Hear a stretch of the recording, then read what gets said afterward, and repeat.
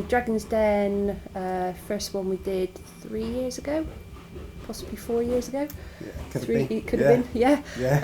And the whole idea behind it is that it's participatory budgeting basically. So people bid for the money, they bid for up to £500, and the audience that are there actually make the decision on who gets the funding. This year our project has been gardening for children, and that's how we got involved with Big Local and the Dragon's Den. This is the Gardening for Children project. We wanted some funding to build raised beds and clear rough ground on our allotment site.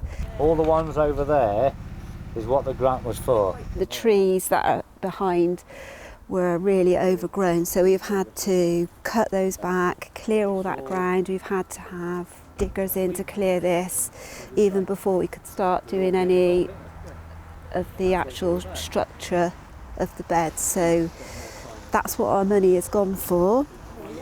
They're varying heights, as you can see, so that they're suitable for children of all ages, so even like nursery can use the little ones. The second phase, which is just underway now, which is just levelled at the moment, and that's where a further 3 raised beds will be.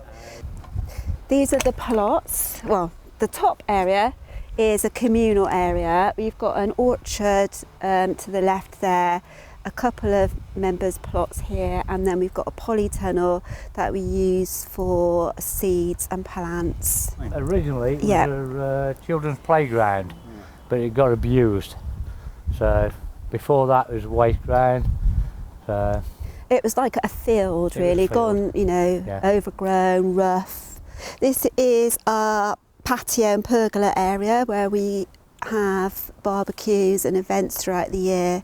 It's quite social and it's nice. The museum tells the story of the local life, the local social and industrial history of the area really. So it's not, although it's themed on when the local collieries were at their peak, so the Victorian stroke Edwardian period, it's not a pure mining industrial museum. It's about people's life. People don't realise there was a Somerset coalfield. It's one of the forgotten coalfields, so to be able to put that across to people in a hopefully fun and engaging way. We've made a few presentations at the Dragon's Den events. Pretty good rate of success, for which we're very grateful. The room we're stood in now, we had to do a redecoration of the area, and funding towards that was much appreciated. We have an upcoming event to coincide with the turning on of the Christmas lights in Radstock, where we've been given support so we can open the place for free for local people. This was a market hall. As part of that, there was a clock on the top of the building, the town clock. We had issues in terms of the lighting, in terms of winding it, in terms of maintaining it. We've got a big project that we need upwards of about £15,000 and more. We were very grateful for some seed funding. We managed to get some funding to get going on some of the early stages, and then that's helped us also seek other sources of funding and speak to other organisations and put together a plan of where we're going with it. One thing is about getting the chime to work. The bell and the chime of the clock has not worked in living memory, so we're very keen to get that going. A child said, this is the first museum I've ever been in, and it was brilliant. Just that sort of thing really sort of warms your heart and cheers you up. So there's a lot of projects in Radstock, and there's a lot of people with lots of good ideas and lots of enthusiasm and passion. That's often why some of the meetings in the early days were so long, because everybody had their passions and their ideas.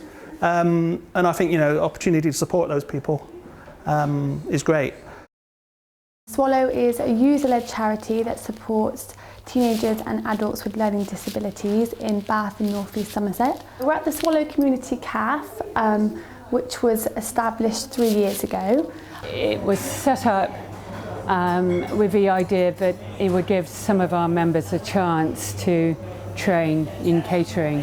One lass who worked with us for 6 months and then got a job in McDonald's. Another lass who's working in Radco, in a cafe in Radco. A lot of other people that also have learning disabilities come here. It's a safe environment for them to be in. It's more about life skills for them but they want to learn to cook for themselves and live more independently in the community. We did our first Dragon's Den last year, where we got £500 funding to run Zumba classes, which was a great success. It gave our members an opportunity to have fun, but also to stay fit and healthy.